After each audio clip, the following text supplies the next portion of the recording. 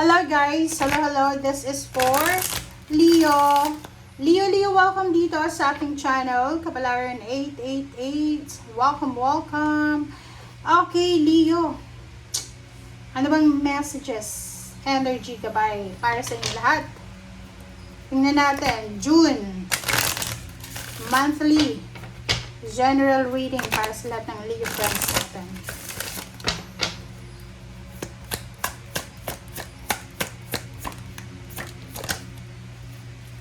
Okay, transparency.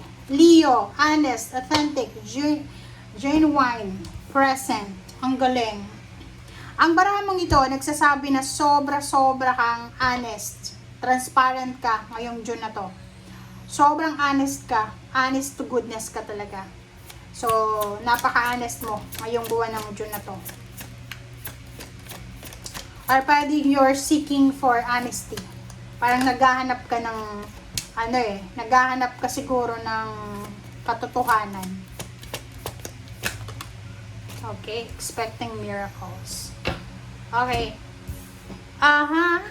So, dito sa barahang to, expecting miracles and sharing yourself. So, sinasabi ng baraha sa'yo, Leo, na congratulations kasi isang expected na blessings ang posibleng darating. So, expected siya and unexpected. Kasi milagro siya. So, unexpected siya, milagro, na posibleng magsisimula sa buhay mo. So, pwede siyang in terms of emotion, love life, family life, parang ganon, job, career, travel, or spiritual. So, kung ano man yan na darating sa'yo, Leo, congratulations. Okay. Alright.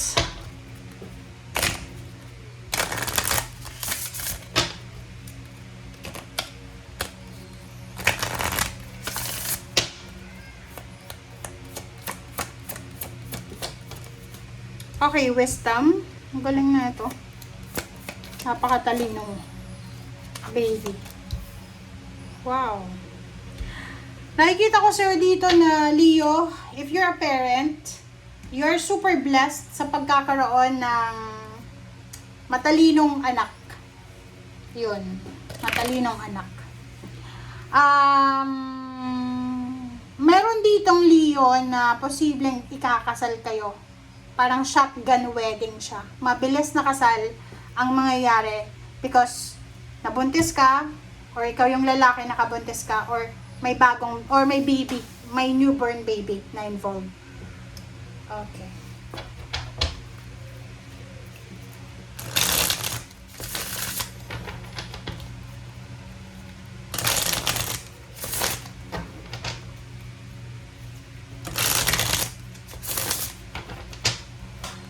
Meron ditong Leo na possible na wala ka pang maybe tawag dito, may edad ka na, menopausal ka na, tapos bigla kang makakapag-isip na magbuntis. Or maybe yun nga, may milagro yan, so unexpected siya. So, possible na nasa 40, 50 plus Leo na posibleng mabubuntis kayo. Milagro kasi siya so unexpected. Okay. Sabi na sinasabi ng baraha sa'yo dito, Leo, na maraming magsisimula sa'yo ngayong June. Number 3, there's a source of blessings na posibleng magdadala ng sobra-sobrang happiness and emotion. Milagro, okay? Miracles are blossoming in your life. New babies. May babies siya, may S, plural, kasi pwedeng kambal. Pangalawa, mga bagong ideas kung paano ka magnenegosyo, paano ka kikita ng pera, trabaho na pwede mong applyan, company na pwede mong applyan, mga bagong lifestyle change, parang gano'n, lifestyle routine, parang gano'n. So, nakikita ko sa'yo dito na sobrang napaka-bless mo ngayong buwan ng June. Nine of Pentacles, etong Nine of Pentacles na to, sinasabi na you're super happy. Super happy, super contented. Umaapaw yung cups mo kasi may mga emotional and financial wishes ka na posibleng unting-unting nangyayari siya, Leo. Lalo na sa pera. Halimbawa lang doon sa mga Leo na ang trabaho mo is connected sa internet or self-employed ka, freelancer, may physical store ka, may business ka talaga, sinasabi ng barahan na yun yung rason para maging masaya ka. It's because yung pinagpaguran mo, yung mga sacrifices mo, yung mga in-exert mong pagod, effort, emotion dyan, ay posibleng ibabalik sa'yo ng universe kasi wish fulfillment siya. Okay? The Tower and Ace of Pentacles. So, kung may mga Leo dito na ngayong buwan ng June ay posibleng, ito yung first month mo sa company, kaka-hire mo lang, okay? Kakapasok mo lang sa company, sa trabaho.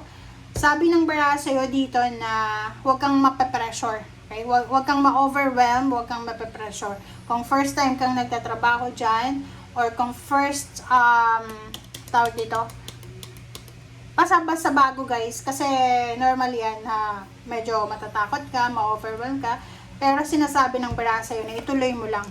Okay? Sa usaping pera, wala kang masyadong paproblemahin, Leo. You're powerful. You're powerful, balanse yung salapi. Walang masyadong issues. 5 of Cups, 8 of Pentacles. Nakikita ko sa'yo dito, sabi ng bara sa'yo dito na whatever daw, Leo, na i-offer sa'yo ng universe na pwedeng pagkakitaan, kahit mga part-time, mga extra job, or kung ano pa man yan, tanggapin mo daw, okay? Kasi kung anong pwedeng pagkakapirahan, okay? Kung ano yung pwedeng magdala sa'yo ng datong, kailangan mo daw tanggapin. Para hindi ka daw, magsisi sa bandang huli na parang sasabihin mo, nako, sana kinuha ko yung part-time na yun, sana may extra income ako ngayon diba? So, sabi ng bara sa'yo, kung may pagkakataon din na may offer ng promotion, salary increase, ganito, tanggapin mo. Leadership, tanggapin mo siya. Alright, next is Knight of Wands, You're the Fool, Three of Wands. So, sabi ko sa'yo may iba din dito, Leo, may iba sa inyo na you're waiting for something na talagang yun yung wini-wish mo. Halimbawa lang dito na isa kang engineer, nag-aantay ka ng na talagang yung trabaho mo is isa kang engineer. Sa ngayon, pwedeng ang trabaho mo sa call center, or VA ka, or kung naman na trabaho mo. Sabi ng bara sa'yo dito na bago matapos yung June, isang napaka-exciting na balita, isang napaka-exciting na new beginnings, ang matagal mo nang hinihintay na posibleng papasok sa'yo, or i-offer sa'yo, or ilalahad sa'yo ng universe. Temperance, Queen of Wands, the World card, and Queen of Swords. Okay, and you're dealing with you're dealing with a fire sign, another fire sign, air signs, and nakikita ko sa'yo dito na sa loob ng trabaho or business, may mga pagkakataon na mapapagod ka syempre. Mababurnout ka, mapapagod ka sa trabaho. So, sinasabi ng baraha sa'yo na whatever man na emotions or, diba, pagpagod ka, physical, kailangan magpahinga. Okay? Kailangan magpahinga. Kung burnout ka, yun yung sinasabi ng baraha sa'yo dito. Make sure na huwag mong abusuhin yung katawan mo. Okay? Kailangan magpahinga ka. Kung halimbawa naman yan is sinasabi mo na, ay hindi ako pwedeng magpahinga kasi kailangan kong tapusin ito, ganyan, ganito, kasi ako naman yung mag-aayos nito, ganyan. Sabi ng bara sa'yo dito na you are free naman diba? Pwede mo naman yung tapusin bukas. You're free to take a rest. Diba? Nakakaloka ka. Diba, Leo? So, kung makikita mo dito, sinasabi ng bara sa'yo na okay lang magpahinga.